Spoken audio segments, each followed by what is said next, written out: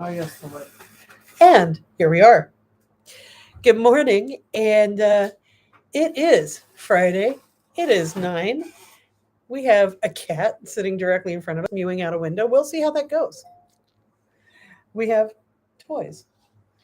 We're all set up to start getting set up. And so this is now a bridge to a better world. And right now it's just us fiddling about while we set some things going to indicate to you that we're allowing time for the gathering of everyone. Here's Drinky Bird, who's glad to meet you. Right. Well, enjoy the toys. Yes.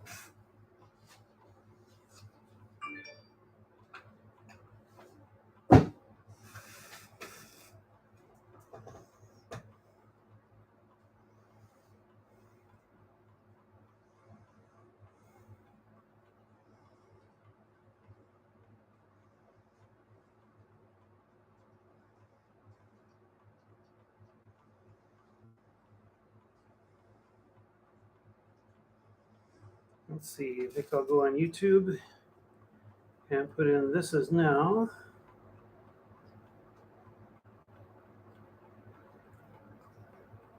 Which comes up, "This is now a hate breed," whatever that is.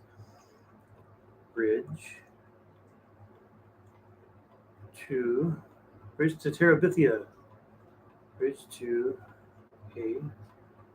a song. A better marriage, better world. This just emphasizes how obscure this is. And there we go. And now I'm going to put it on, let's see.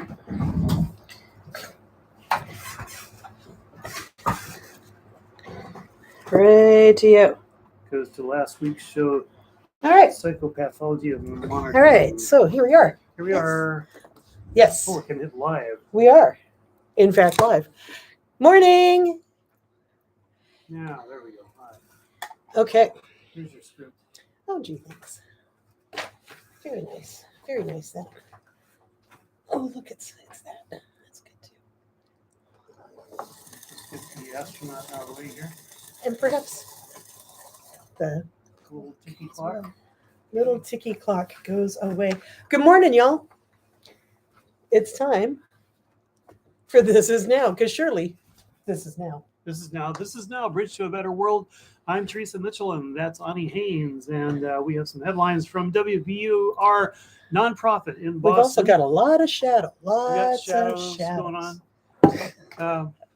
Boston. I try to be sort of the co-director and co-host and lighting director. It's all kind of much sometimes, especially at this hour. Not a morning person. Well, you do a fine job. Fine job. Thanks, honey.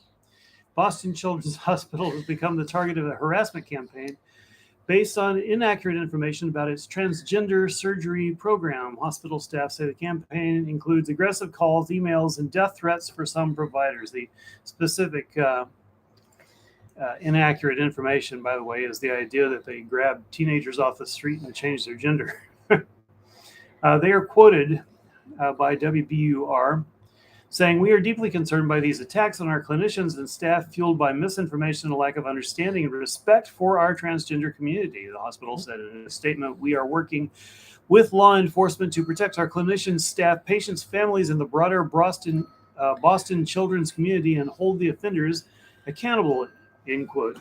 And what that meant, that was from August 17th, and what that meant became a lot more clear yesterday, the 15th of September, when a Westfield woman is facing federal charges for calling in a bomb threat to Boston Children's Hospital late last month. This is also from WBUR. The hospital has been the target, they write, of harassment and threats in recent months over what the medical center calls misinformation about its transgender surgery program. Prosecutors announced the charges Thursday, saying law enforcement officers traced a phony bomb threat last month to 37-year-old Catherine Levy of Westfield. She was arrested at her home Thursday morning. A Massachusetts U.S. Attorney, Rachel Rollins, said Levy called the Children's Hospital on August 30th and said, in part, "There is a bomb on the way to the hospital. You better evacuate everybody, you sickos." A bomb squad determined there were no explosives, but the call temporarily sent the hospital into lockdown, which was the whole idea. Shall we alternate? Well, I mean, speaking of you sickos, people that threaten to bomb children's hospitals, let's talk about sickos. But yes, sure, let's do that, as we often do. Okay. Radio. So, what do I have coming up? Yes, the January 6th committee, the Congressional Committee for January 6th Investigations, has released a recording yesterday, in which you can hear members of the far right Oath Keepers react in real time to the former president's tweets as his supporters stormed the Capitol. The audio makes clear that militia members were emboldened by Trump's response to the attack, which urged rioters to please support our Capitol Police as they are on our side. Communicating via walkie-talkie app, Oath Keepers who were inside the Capitol and in other locations responded positively to Trump's messaging. One of them noted that he didn't say not to do anything to the congressman, and another saying he did not ask them to stand down. So, Trump's messaging not to attack the Capitol Police was taken as a sort of an affirmative to go attack everyone else. And you have to be really a super genius in psychology to know that Trump knew that when he worded it that way. He knows his followers and he knows how to dog whistle. So, one militia member read off a news alert to lawmakers. That lawmakers had been evacuated to a safe room.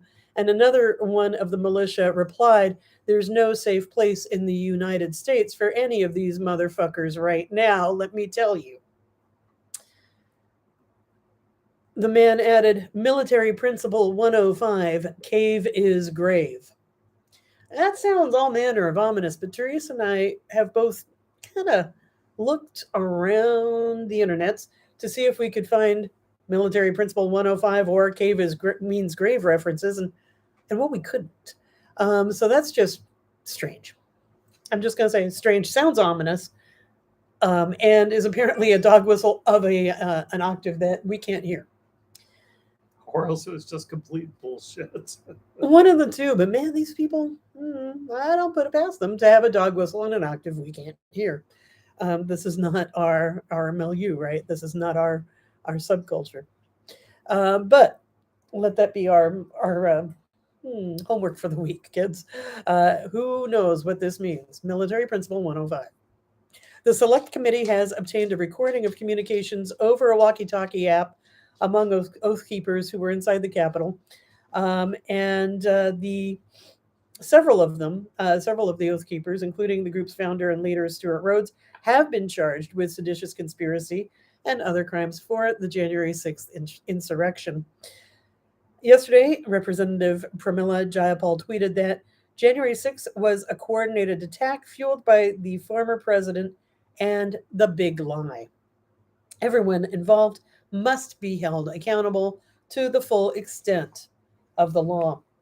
The January 6th committee published the Oath Keeper's audio recording as it prepares to hold a second round of public hearings on the Capitol attack, and that second round is slated to start the end of this month.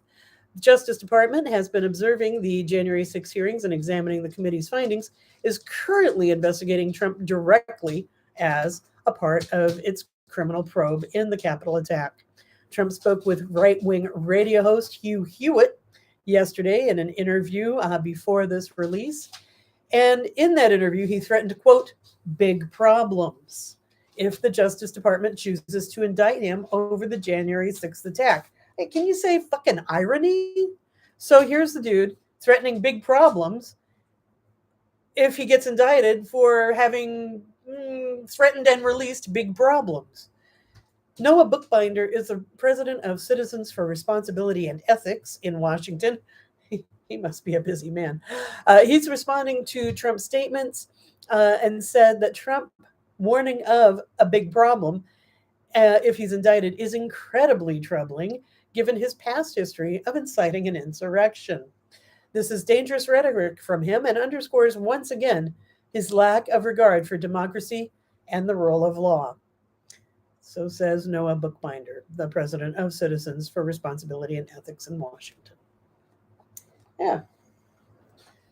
Just more on the march of fascism.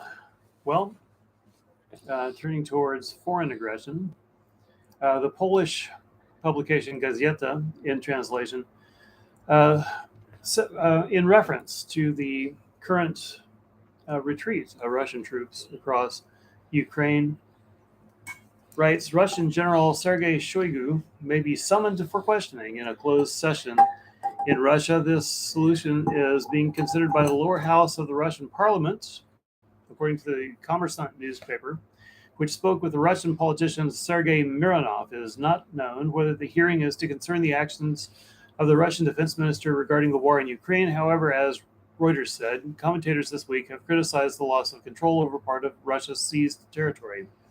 Mironov was said to have said that the Russian State Duma Council was to discuss the failure of Russian troops at the front. Next Monday, September 19th, a politician from the Fair Russia for the Truth party wrote on Twitter that the party proposed that the State Duma Council should invite Russia's defense minister Sergei Shoigu to a plenary session of parliament so that the deputies could talk to him behind closed doors and ask all the questions of interest to us and citizens, in quotes. On Wednesday evening, the deputy head of the Ukrainian Minister of National Defense, Hanna Malar, informed that the extent of the liberated territory in the Kharkiv region had increased.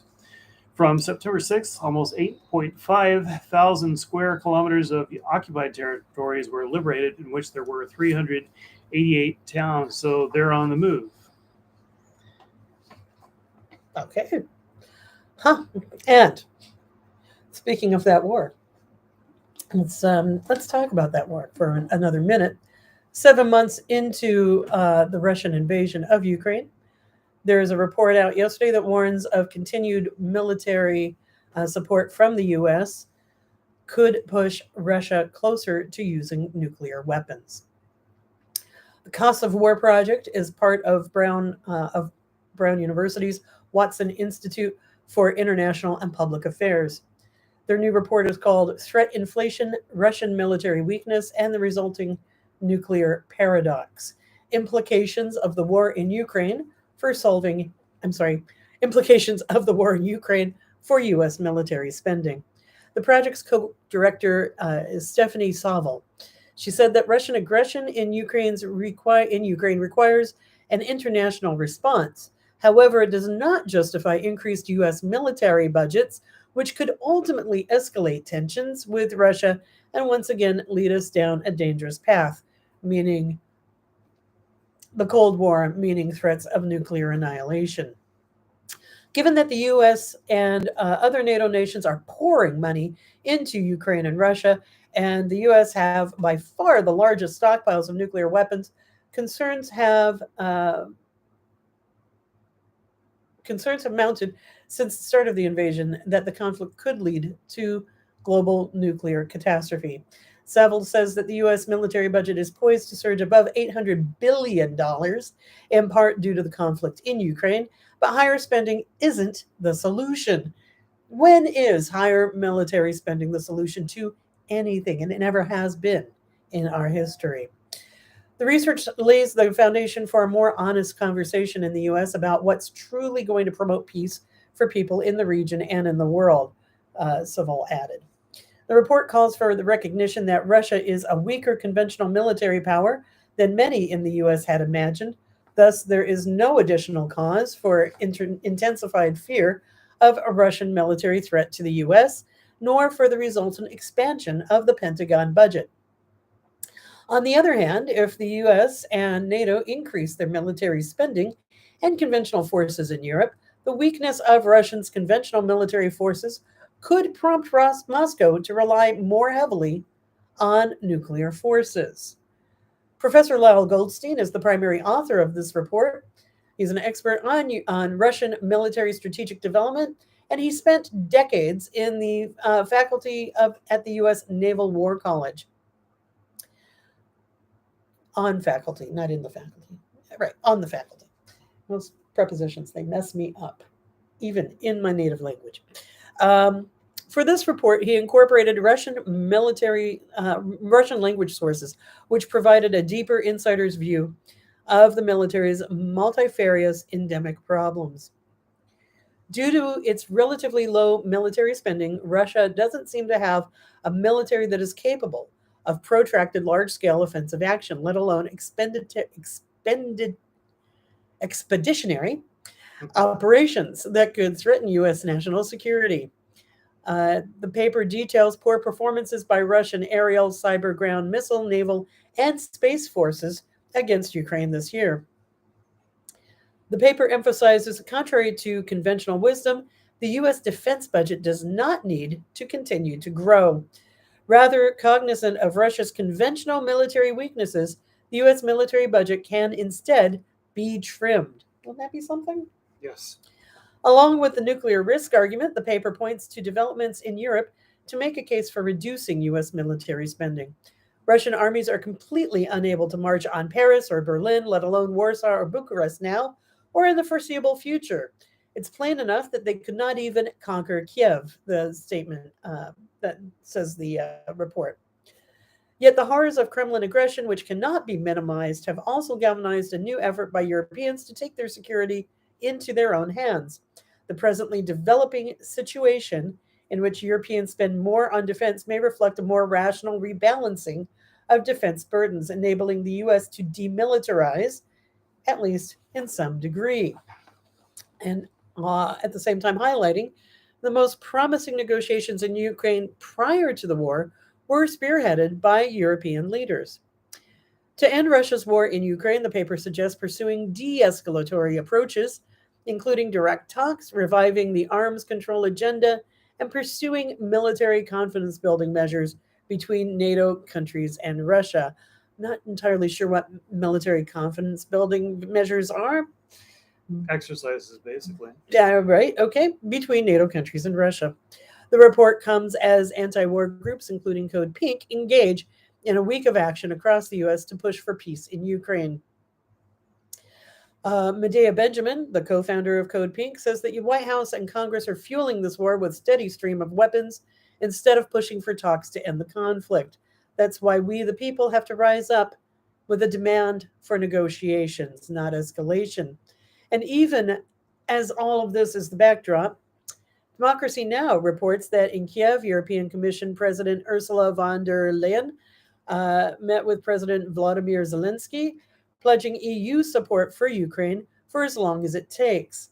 Von der Leyen's pledge came as the Biden administration said that it is sending another $600 million in military aid to Ukraine. In response, Russia's foreign minister warned the U.S. against providing longer-range missiles to Ukraine. Maria Zakharova said that we have repeatedly stated that pumping Ukraine with Western weapons leads to the prolongation of hostilities and new casualties among the civilian population. Moreover, this brings the situation closer to the dangerous line of direct military clash between Russia and NATO countries? Well, if you don't mind, I have some comments to add to that. Please Well, we were commenting, we were mentioning come on something forward. that was related to that last week, talking about Russia expending its better missiles, and it turns out that this is it's true across the board. That, as you were saying, they don't have the depth of munitions supplies and of new munitions to continue the war in which intended. They intended it first for a quick victory, of course, and now they are expending their supplies to the extent that they are turning to North Korea for artillery shells, for example. Um, North Korean artillery shells don't all fit Russian weapons, which means that they have to import the artillery pieces themselves.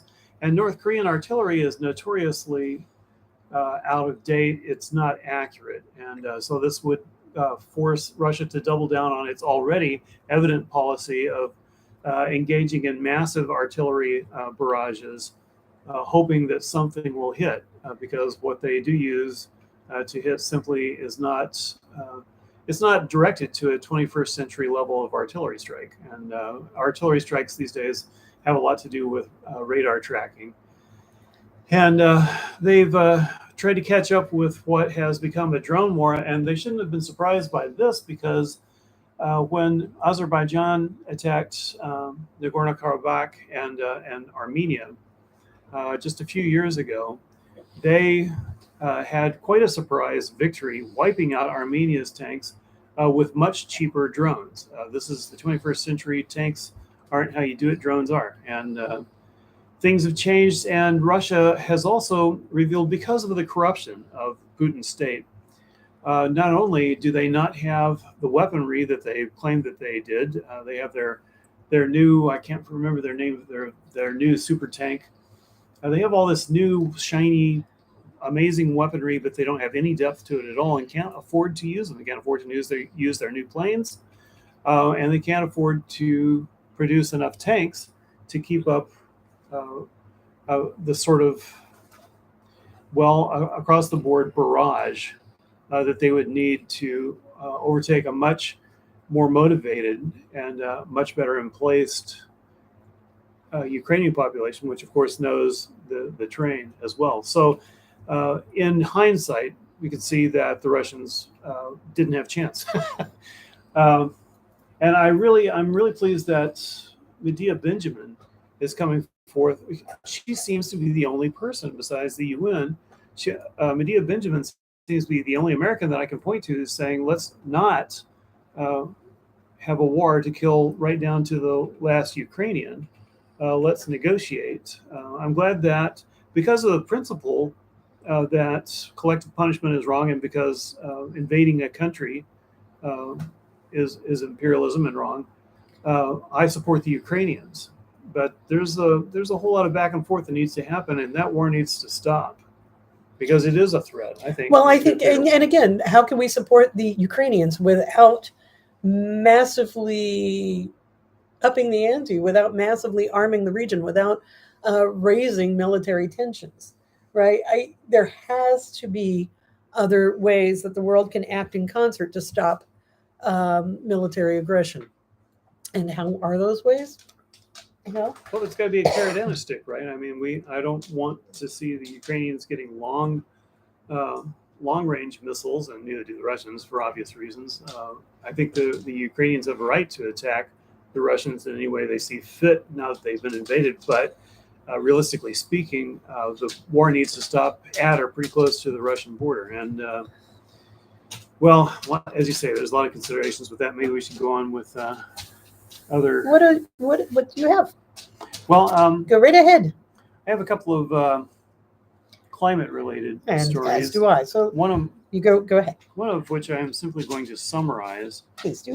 And it is from Nature.com, an article by Jude Coleman, and the gist of it is that certain seafood species offer very good quality protein at a low carbon cost. Now, I don't want to be part of British Petroleum's idea of putting the onus of climate change on the consumer. So don't hear me saying that, but they found that, getting down to the meat of it, so to speak, see what I did there.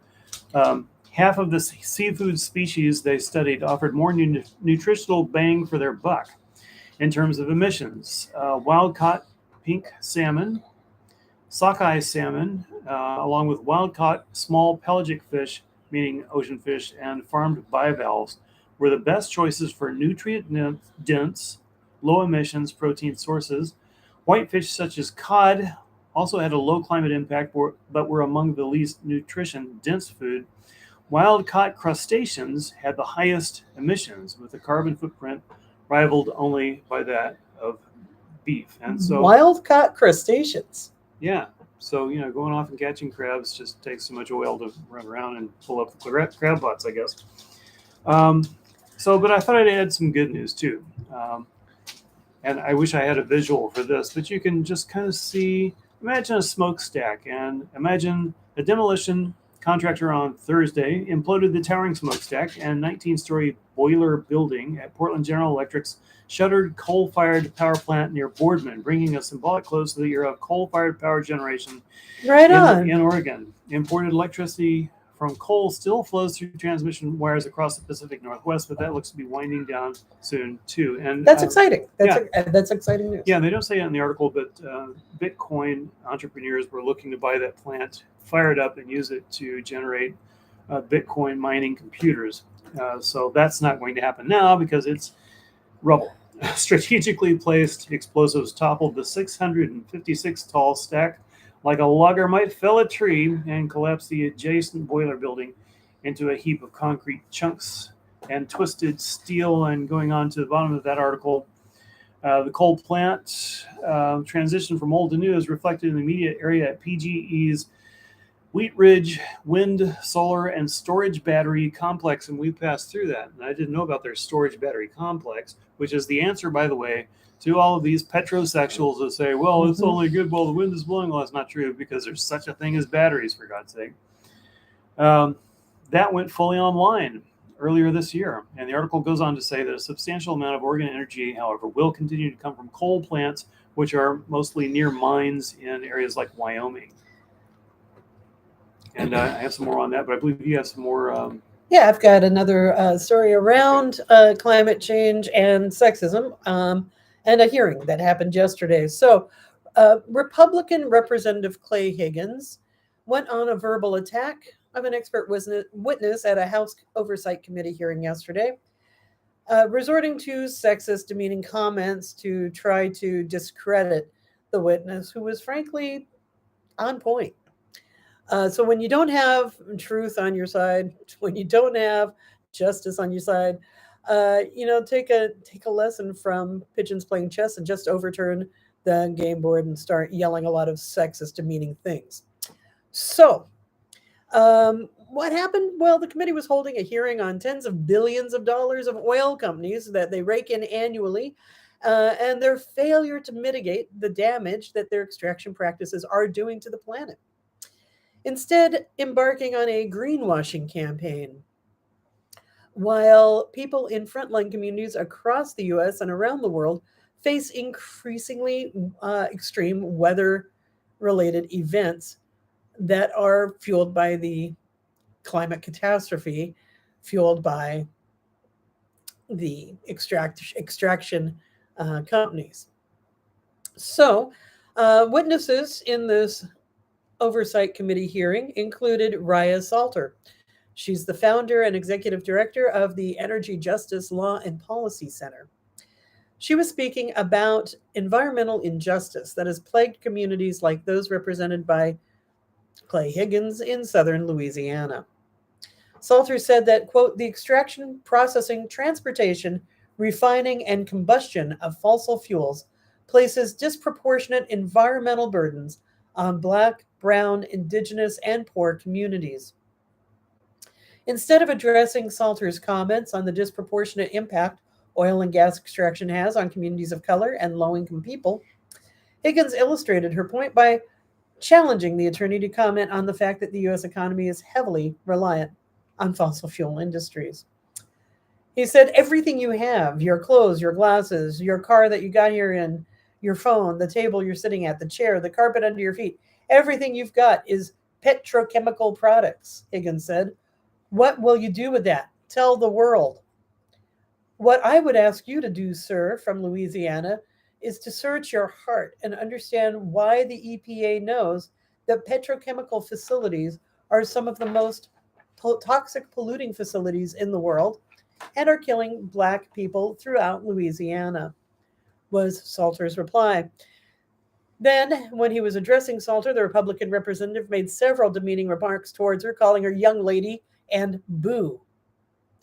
Yeah, I actually watched the clip and he said, hey, boo. Like, really? The hell is that? It's sexism. Is what It's way, way beyond. And telling her, you got a lot of noise, but you've got no answers.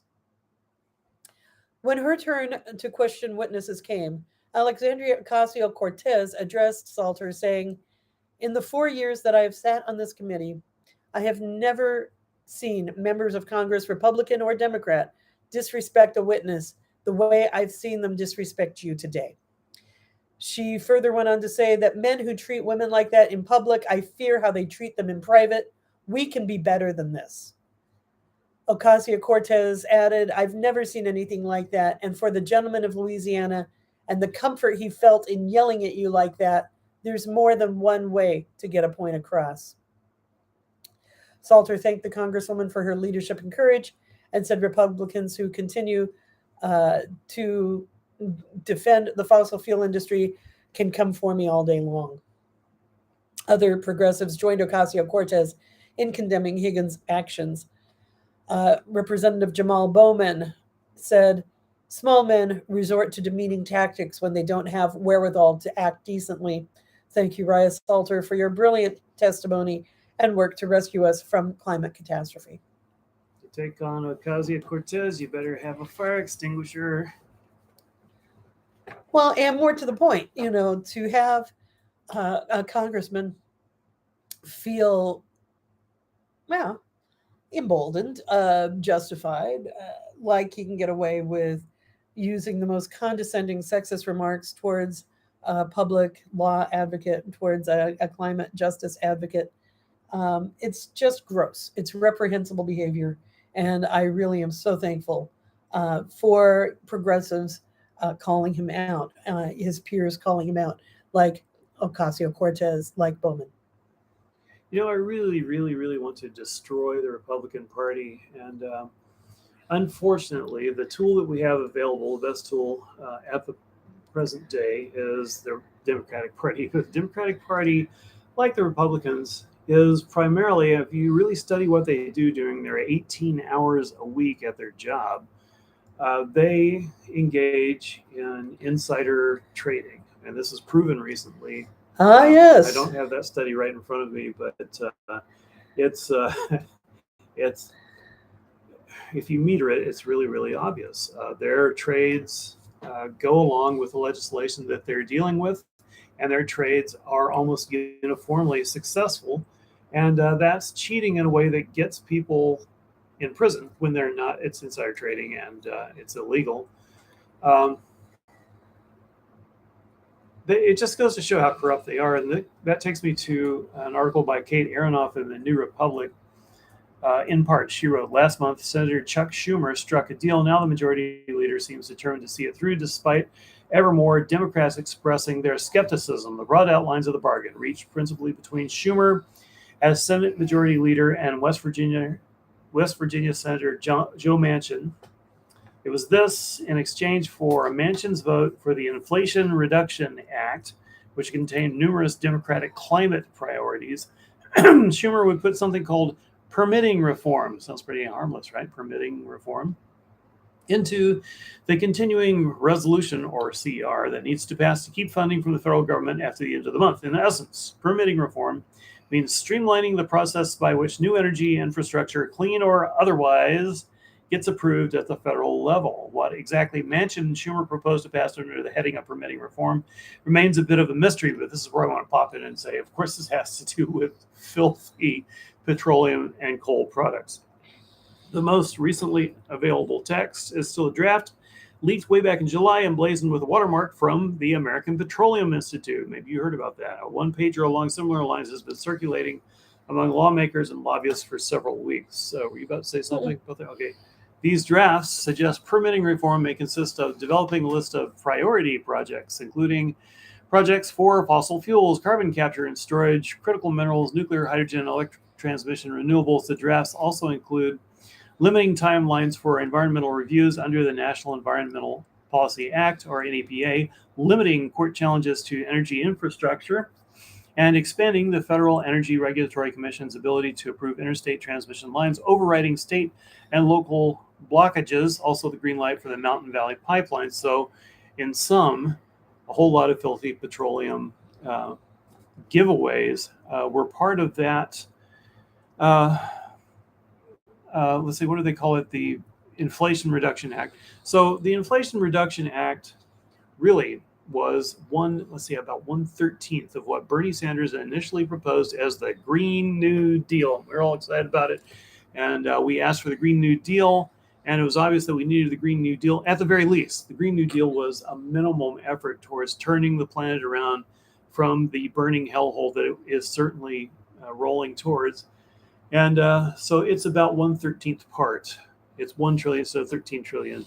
And it has all of these giveaways, which just goes to show how climate change depends on the corruption of capitalism and on the corruption of a fully corporate owned Congress. Mm-hmm. And speaking of a fully corporate owned Congress, you were mentioning how there's an incredible knack for Congress folks to clean up in the stocks, right? Yes. Well, there's been legislation trying to block that, to ban lawmakers and their families from trading stocks. However, and I hate to say this because generally he's one of my faves, but no. Senator Jeff Merkley, our guy in Oregon, has told Business Insider that any vote on congressional stock trading ban will have to wait until after the midterm elections. He doesn't actually, at least the article as addressed by Democracy Now! Didn't go on to say why Merkley said that. I don't think that he personally is spearheading the delay, but he is reporting that that's the way it's going to be. Yeah, I don't know. Don't know. But that's a crap thing. Okay, fine. It's crappy. And what do we call her? Elizabeth Warren. Yeah, we call her Elizabeth Warren. Says that every day that there's a delay in passing meaningful restrictions on stock trading among members of Congress is a day that further erodes the credibility of this body, to say the least. And thanks, Elizabeth Warren. Ethics watchdog Walter Schaub, who is with the Project on Government Oversight, accused Merkley of slow-walking the legislation until the Senate's calendar ran out. I don't have details in front of me, but from what I've seen, Merkley coming out looking great. I don't know why an ethics committee, why Schaub, who is a good public watchdog, would target him. Okay, that's a good point. This week, New York Times reported that at least 97 current lawmakers or their close family members have bought or sold stocks or other investments that intersected with their legislative committee work. What could be the problem? Yeah, I think it's a case of they've all been doing it for so long, especially since the Reagan era, that it's just become normal. And even Merkley is afraid to expose just how extensive it is. I mean, it's like Congress is more, in terms of what they spend time on, they're more in the insider trading business than they're about making laws. That's for sure. Did you got something else there? Yes, I have another claim. We got so much news. There is so much happening. So much news all the time. It's part of stating the bleeding obvious, but it gets around to a climate rant that I kind of wanted to do, which is pretty brief, actually. Okay. It's from an article by Harry Stevens and Jason Same Now, and I don't know what publication it's from. Okay, it's from Washington Post. That's where it is. And it starts with the phrase, "It was the summer that wouldn't quit." Well, we all know this. This is a long, very hot summer. It felt punitive to me. But they wrote, from early June to straight past Labor Day, waves upon waves of heat scorched and baked the whole country, smashing thousands of temperature records along the way, and summer may have saved its worst for last. Oppressive heat in the West that finally broke Saturday set hundreds of records on its own. Meteorologists described it as the most extreme September heat wave ever observed in the western United States. So if you thought this was unusual, you're right. More than 7,000 daily temperature records. But as some folks have noted, if you thought this was the hottest summer of your life, reframe it and realize it's the coolest of the summers yet to come. Oh, boy. 7,000 daily temperature records across the United States were broken this summer, according to the Washington Post, of data from the analysis of data from the National Oceanic and Atmospheric Administration. In the third hottest summer in record, more than 400 monthly records at 27 all-time records also fell. Speaking of slow walking, NOAA successfully slow walked the Trump administration to avoid the corruption they were trying to push on them. So good on you guys. Daily temperature records, meaning the highest temperature ever recorded at a particular station on a particular calendar date, are broken more frequently than monthly records, which indicate the highest temperature ever recorded during a whole month. Breaking all-time records, the hottest temperature recorded at a station in its entire history is even rarer. Such records are but one measure. For tracking and quantifying summer heat, other metrics can offer longer-term perspective, such as a location's summer average temperature over time. Taken together, the records show a country coping with hotter days that fuel larger forest fires and longer, more intense droughts. Tens of thousands of weather stations across the United States, from big cities to small towns and deserts and mountain slopes, feed data to NOAA's daily temperature database. Of these stations, some 7,600 have at least 30 years worth of daily temperature data, enough for scientists to draw long-term conclusions about climate changes. And Washington Post goes on to say they analyzed this. Heat fell upon the country in waves, causing a spate of record-breaking temperatures across the Southwest in June, wildfires that scorched Northern California and the Pacific Northwest in July, and destruction to Midwestern farms in August, culminating in a barrage of sweltering days across the West in early September. And Texas registered its hottest July in record, Houston hitting 105 on the 10th. And I've been in Houston. I've lived in Houston. And Houston is right, the whole town is just right down there at sea level, and it's very humid. The moisture from the Gulf, which is a warm body of water from the start, even before global warming, it was a warm body of water, an extension of the Atlantic. The Gulf of Mexico pushes its humidity with great intensity into Houston. And when it's 105 in Houston, oh my God, it's unbearable. So this brings me to my comments, and I just want to say that capitalism, as we were just discussing about the corruption of Congress, means that the majority of active workers are engaged in work with wages that guarantee constant precarity. And this is more true in the United States by far than it is in some of the more advanced capitalist economies such as Europe and Scandinavia. We've got it bad. It's that precarity. It's that not knowing what you're going to do if you lose your job. You don't have the resources to live for a few months till you find another one. This is why people get shoved into homelessness on a regular basis. This precarity is further enforced by real estate and rental profiteering and speculation, absolutely unregulated. Now, again, in Europe, real estate speculation is regulated by various means. I don't need to line them out, but it's not that hard. You just have to have a political will to take on the real estate owners and the renters and the big corporations like BlackRock that snap up properties in order to make them rental properties in order to raise the prices generally. It's part of their speculation. Capitalism, in the guise of big oil, has ensured that resistance has been built into prospects of change in energy sources via creating and maintaining macho scenarios around auto racing and truck sales. Coal rolling petrosexuals are, the most obvious edge of that. They're celebrating the power of the game by associating with the industry. I just saw an ad for a lecturer this week who was, I'm not kidding, I'm not making this up, linking the usage of a Jeep with faith in God. And this sort of connection between evangelical Christianity and, frankly, racism and whiteness goes back to Spindletop and the first striking of oil in Texas It's always been that way. And it's always been profitable for the oil industry. They are doubling down on it now because they see that their end is coming. And big oil has created their end of the anti-democratic omnicidal push, a trifecta that propagandizes a desperate population, associates manliness and godliness with oil, and forces people away from citizenry and active political action, forward political action, and into debt enforced peonage. It's all people have time for. The oil industry, I think people are starting to catch on. The oil industry is the problem. The oil industry is what is pushing us into extinction. And that's what I had to say about it. It wasn't all that much. I just wanted to wrap it up. We've been talking about climate change, like, oh, this is happening. What are we going to do? Well, whatever we end up doing specifically, the first thing that has to be done is to destroy the power of big oil. And starting to destroy the power of big oil is first recognizing the various ways in which big oil crushes us. And secondly, taking them on directly. They're going to have to be taken on directly. We're going to have to force our representatives to turn on their biggest contributors. They're not going to want to do this. We'll have to force them. And we've got to take down big oil because it's big oil or it's planet Earth. I mean, which would you prefer?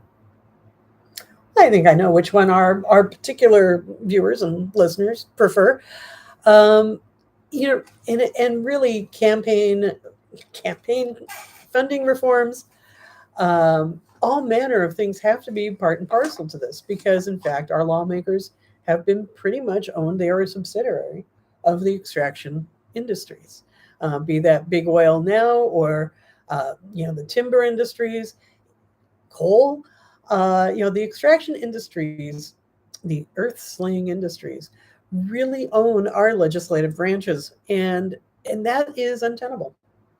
There's going to have to be a lot of strikes. There's going to have to be a whole lot of screaming and marching in the streets. It's a direct action, right? Yeah. I mean, it's going to take voting. It's going to take all of it. It's going to take the works, and it's going to take people actually treating what is happening in the climate catastrophe as the nightmare, as the emergency that it is, because it is an existential emergency. It threatens our existence on this planet, as does the nuclear war we were talking about earlier. And it's all coming at a time when fascism is also on the rise around the globe. So we have several simultaneous threats. How do we get through this time? There is a connection between Russia's attacks. Russia has been described, I think, by John McCain as just a big gas station. It's a mafia-run gas station.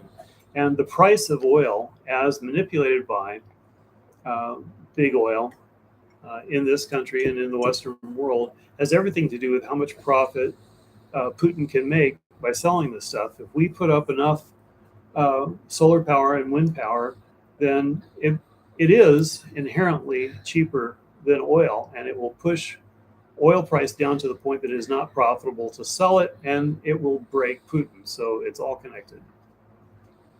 All right. There is always so much more to say. We haven't even touched on the performative cruelty that is Abbott and DeSantis teaming up to send asylum seekers to various destinations where they're not told what's going to happen. They're told actual lies. The people that are being sent in planes and buses to cities, to places like Martha's Vineyard and to Kamala Harris's house in DC. What is a publicity stunt for DeSantis and Abbott is really political cruelty writ large. He's treating these people like livestock. To take people who are already traumatized, who are seeking asylum in this country, and to gaslight them, to tell them they're being sent to Boston for jobs and housing, and then to be taken to Martha's Vineyard. If folks haven't heard about this, this happened this week, where two planes that were from Florida, funded by, taxpayer money, but directed by DeSantis, picked up asylum seekers from Venezuela in Texas at the request of Abbott, and flew them to Martha's Vineyard, where apparently they were, planning to own the libs for declaring a, sanctuary city in Martha's Vineyard. Well, the folks of Martha's Vineyard turned it around and said, okay, well, we're going to put these folks up in a church overnight. We're going to make sure they have food, clothing, and medical care. And then come the next morning, we're going to make sure they have breakfast, and we're going to work with them to figure out a good solution, a place for them to be. Showing that you can actually have a compassionate and humanitarian response, a human-based response to an asylum crisis, to an immigration crisis that I have to say was initially caused by the US's dirty wars throughout Central and South America, and our continued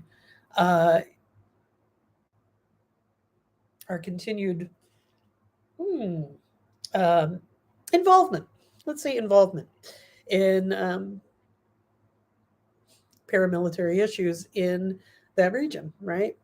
And so we have a lot of folks trying to find asylum here in the US, from Central and South America, also from other countries around the world. And instead of actually treating them like human beings, we have Republican governors like Abbott, like DeSantis, like the jerkwad from Arizona, whose name escapes me at this moment, using these folks as pawns, driving them to places and dumping them so that they can sort of make mega headlines and really feather their own attempts at furthering their political careers. We know we're going to see DeSantis running for president in 24. We see that, and this is really, this is them gearing up, trying to see who can be the toughest, baddest guy when it comes to this performative cruelty. And remember, the cruelty is the point. So that's all happening, and it doesn't seem to be slowing down. It is cruel. I can't imagine it's legal in any kind of way. But here it is, happening in public by governors who aren't actually being held to account. They're using federal funds, they're using taxpayer money for political stunts that are performatively cruel. Millions of dollars. Yeah, I remember that at least one of those bus trips was so harsh. They were so cruel to the people on the very, very long way that a couple of kids and even a baby had to be hospitalized. Yeah, an adult and a baby, as I understand, were hospitalized. I don't remember if that was the plane trip to Martha's Vineyard or the 30-hour bus trip to Kamala Harris's house. I think it was a bus trip. I think it was. Yeah. And honestly, you're just letting folks off in a residential area in front of Harris's house, and then you go away, leaving dozens of people confused and desperate. In the manner that you ship cattle and sheep and trucks. Well, at least the cattle end up in a place. I'm not going to say where they're cared for. No, I'm not going to say that. But it's like they have a place, right? These folks are just, okay, out, go. You go. Good luck. And off. It's really unthinkable. It's inhumane. It's inhuman. That's what I have to say about that. All right. So I want to thank y'all for watching and being with us on this fine morning. I want to encourage you to subscribe to our channel. If you have not done so already, please do subscribe. Hit the bell so you are notified when we go live or when we post videos, which we could do anytime now. I always threaten that and then we don't do it. But it could happen. We could start posting videos. I did finish that list. Cool. I sent it to you, and so we will. And Jabara, I know that you want that list of media sources, and so we'll be getting that to you. Well, we'll post it on our channel, yeah. And so that can be there. That will be a media resource list that has been started by Theresa about resources that we have used to gather this information in, and so much more information. So please do Comment below if you have questions, if you have outrage. Please do let us know. And yeah, share this around with your family and friends. Subscribe, hit the like button for this video, and please do hit the notification bell as well. Anything else, Theresa? Nope, just looking forward to your Well, then. intuition there. Here we have cards for this week. I'm using the cat deck once again. It's been a while. We've got a couple of aces and the 9 of cups. So we have the Ace of Pentacles and the Ace of Wands. These cards, I'm going to say, when I pulled them, they were both inversed. And what that means oftentimes is that things are a little challenged. Energy is a little sticky going this direction. So the Ace of Pentacles talks about new beginnings in the material world, in being at home in this world, our bodies, our physical surroundings. It talks about exploring new modes of interacting with the physical, much in the same way as the Ace of Wands talks about an outpouring of creative juice, of being in touch with creative energies to pull new things into being from our will, right? And the fact that these are both inversed again means that that lesson is still there. Those meanings are still there, but it's a little challenged. Like we have to push a little bit harder. Maybe realizing that just outright money is not the answer. Maybe realizing that we have a lot of creative flow, but we can't quite find the niche. We can't quite find the way to share the expression. So keep working it through. The only way to do it is to do it, and to really expand how we look at our material world, how we look at strength, shared resources, mutual aid. All of these things come into it as near as I can figure. And that also harkens to the creativity of the Ace of Wands, creating that world in which we want to be. And the 9 of Cups talks about really achieving so much through our connection with each other. It's often looked at as a wish fulfillment card. It's often looked at as you've done a lot of work and it's time to kind of, I don't want to say sit back, but you've done a lot of work, you've done a lot of prep. So rewards are coming and you can enjoy them. Even as we continue to push for that better world, taking those rewards that we get higher and higher, further and further. So that's what I have in terms of tarot this week. I do want to say that we are looking at the waning gibbous moon right now. We're looking at just about pretty close to the last quarter, actually. The last time I saw the moon was a couple nights ago. It's this beautiful gibbous.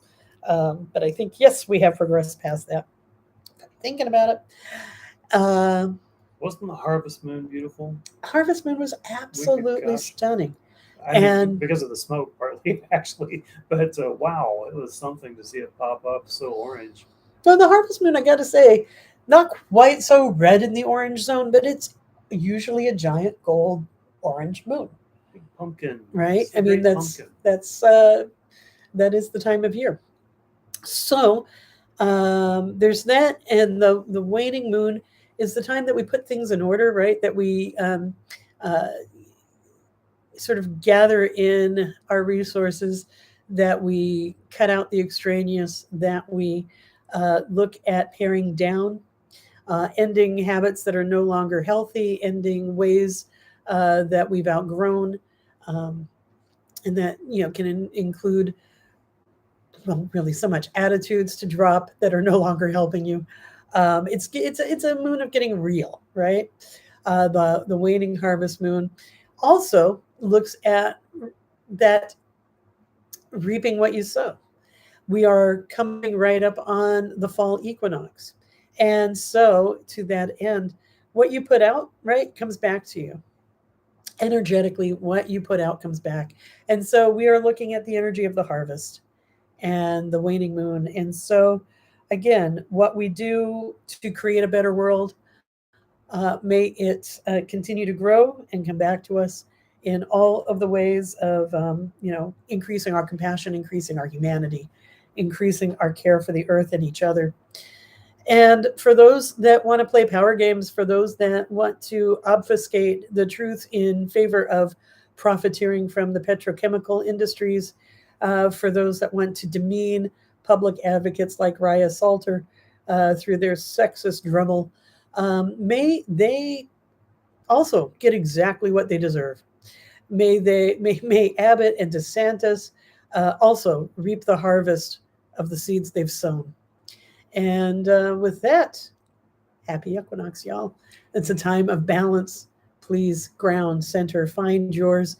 And when you are balanced, look to expanding your horizons and growing this better world in which we can live together. Beautiful days. We are at Bridge to Utopia. That's numeral 2, Utopia on Twitter. And I tweet the most on my Press Watch Now account. So if you would like to engage with me on Twitter, then the easiest way to do it right now is Press Watch with a little, what do you call the underline? Press We Watch call it underscore. underscore now. Press Watch Now. We do try to get her involved in the Bridge to Utopia account, but she's a little hesitant. Technophobic is the word I think that's the other way we can say that. Thank you so much for listening. Please do check us in the social medias at Bridge to Utopia. Press Watch Now would be also for Theresa. Thanks, Clarity. And thanks for everyone for watching, for listening throughout the week. And we will be back. See you Friday. Cheers. Bye-bye. You didn't say to all the ships.